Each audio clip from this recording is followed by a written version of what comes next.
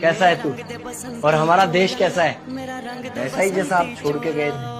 यानी कि हम अभी भी अंग्रेजों के गुलाम हैं? नहीं, अंग्रेजों से तो हमें 1947 में ही आजादी मिल गई थी।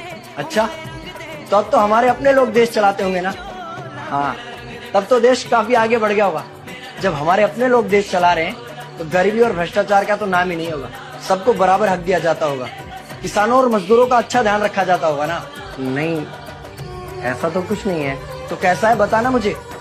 कैसे हमारे अपने नेता, हमारे आजाद भारत के नेता, 100 साल हो गए मुझे गए हुए, बताना।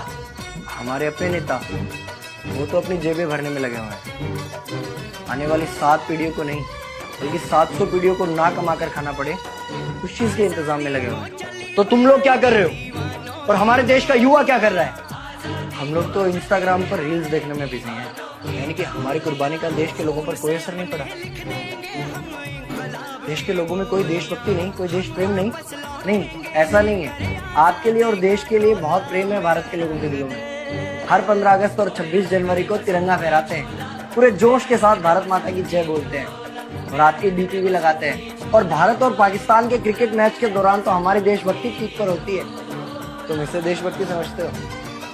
तो फिर क्या है देशभक्ति? अगर तुम्हारी देशभक्ति समाज को सुधारने में, गरीबों को अच्छी शिक्षा या बराबर का हक नहीं दिलाती तो कोई काम की नहीं है तुम्हारी देशभक्ति।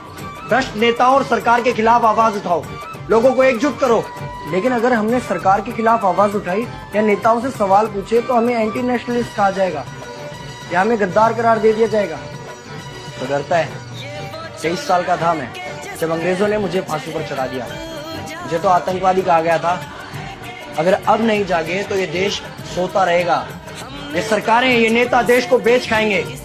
इस भ्रष्ट सरकारी तंत्र से लड़ो। देश को क्रांति की जरूरत है।